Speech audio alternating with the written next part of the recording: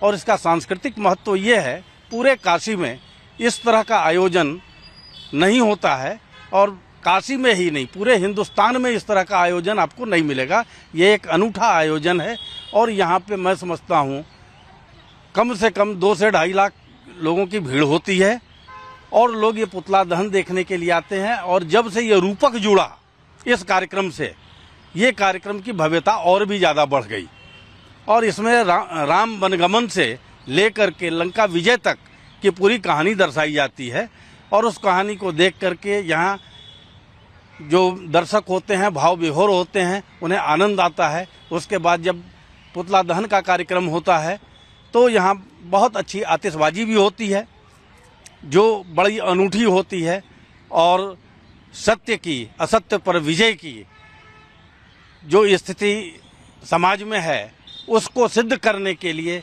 ये प्रोग्राम होता है और बहुत ही भव्य प्रोग्राम होता है। रावण के साथ मेघनाथ, कुंभकर्ण, ये 3 प्रतिमाएं यहाँ पे बनती हैं, लगातार बनती चली आ रही हैं और इस बार भी आपको दिखाई पड़ रहा है जगह जगह बनी हैं और ये अंतिम स्तर पे हैं और अब जा कर के इन्हें खड़ा करने का काम होगा जो विजयदशमी के दिन इनका दहन किया जाएगा और उसी के साथ साथ आतिशबाजी होगी और असत्य पर सत्य की विजय का जय घोष होगा। ये बहुत लाजवाब सांस्कृतिक कार्यक्रम यहाँ पे होता है।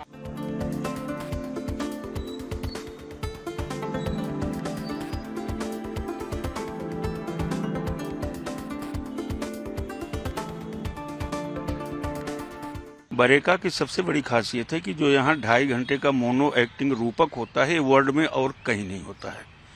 रावण, कुंभकर्ण और मेघनाथ का पुतला भी पूरे भारतवर्ष में 3 कहीं नहीं बनता है, केवल बरेका में ही 3 पुतले बनाए जाते हैं।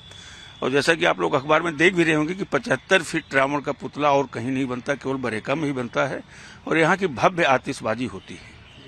कहाँ से लोग आते हैं? प्रथा कब से शुरू हुई? ये प्रथा DLW के स्थापना के समय से सन 1961 से चली आ रही है और इसको देखने के लिए बनारस के लोग तो आते ही आते हैं। बनारस के आसपास जिलों से भी काफी भीड़ यहाँ होती है, करीब 2-2.5 लाख तक की भीड़ यहाँ का हमेशा होती है। प्रिपरेशन कैसा चल रहा है? प्रिपरेशन अभी आप अंतिम चरण पर है। आप ग्राउंड पर देखे होंगे कि सब पुतले वहाँ पहुँच गए हैं, क्रेन आ गई है, बस ऑफिस से निकल के अब हम लोग वहीं चल रहे हैं पुतलों को खड़ा कराने के लिए।